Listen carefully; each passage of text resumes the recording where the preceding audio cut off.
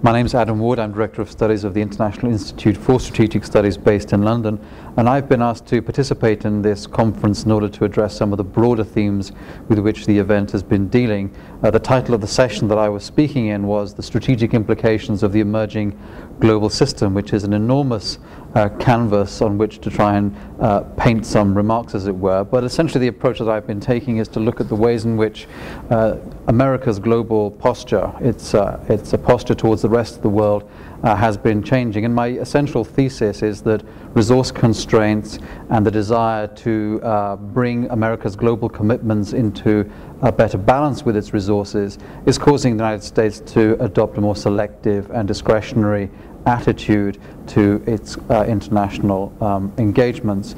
At the same time, I dwelt a little bit on the role of the European Union in global affairs. The EU now, of course, is in the situation of suffering a very serious economic crisis, and I tried to extrapolate from that some of the strategic implications, the main one being, I think, the way in which Europe is likely to turn more in on itself, and to the extent that it thinks about broader issues, they'll be confined to its immediate vicinity and neighborhood in North Africa, in Central Asia, and in respect of Russia.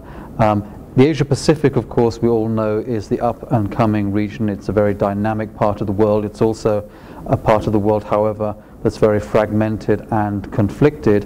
And although there is a global redistribution of power in the direction of the Asia Pacific, it doesn't necessarily mean that this is going to contribute to global coherence. Most of the states in that part of the world are very much preoccupied with their own local immediate problems.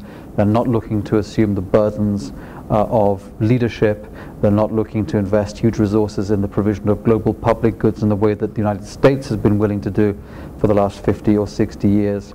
So overall, we're looking at a situation in which some of the established powers are redefining their role. Some of the rising powers are not yet fully ready to step up to the plate.